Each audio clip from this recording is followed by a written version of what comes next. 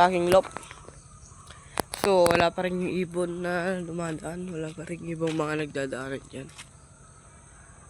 Wala pa rin ibon. So, release yung aming ibon na ang 6:30.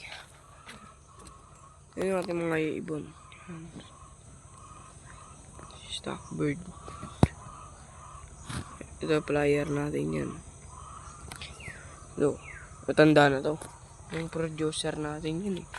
Nawalan ng similya. Ito. Yan. Ito yung bibili natin ng kapares. So, abang-abang tayo dito kasi wala pa yung ating bluebar na ikinarga. Ito na nakabang yung mga yan. Yung papatumar ko sa kanya. Ito yung pangkulgas. Guys, kung bibili kayong pamarga, ito, bilhin nyo to. Ganito. Astig. Tayo nyo sa kwan.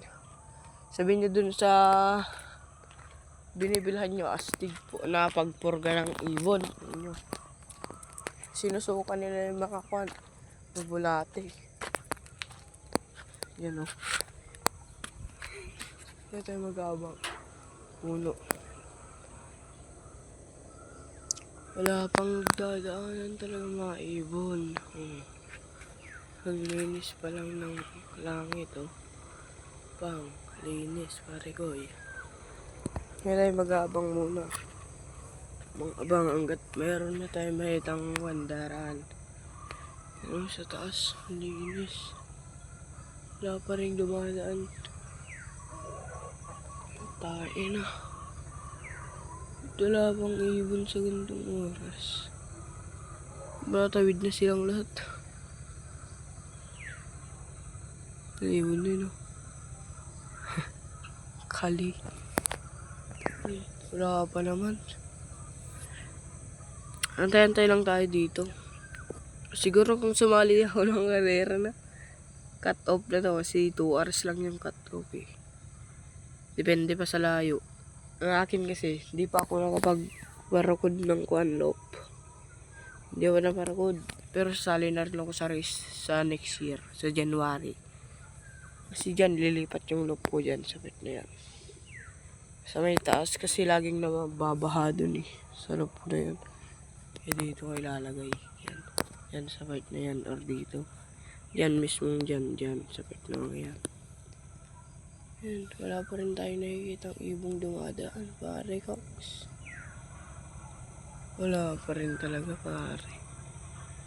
Wala pa rin. Shish.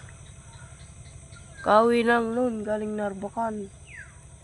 Pastinos agad sa Bangar, San Juan.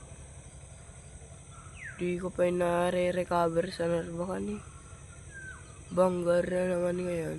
Ay, San Juan na naman. Ang delikado na to. Pero tiwala lang. Tiwala tayo sa ibon dapat natin.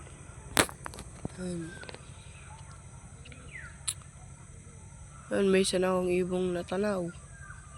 Pero parang hindi yan sumali sa karera kasi mababa. Doon siya. Lang guys. Wala na. Opo. Duman lang siya dyan papunta sa daya. Ay! Baka kaya ang kalbimbong na yun. Dyan lang yung loop niya sa pitanan dyan lang. Sa daya pa. Pag-comment kung sinong nakakalang po yung kalbimbong. Ang malulupit niya ang ibon. Siya yung pinagawanan ko ng ibon guys. Ilang beses na rin yun nag-first overall champion. 3 beses natin siyang nag-first overall. Young bird category. Tsaka isa sa old bird. Tapos yun, 4th, 5th, 4th, 3rd. Ganun na yung ibon niya. So yan lang guys. Update ko na lang kayo mamaya pag may pauwi na.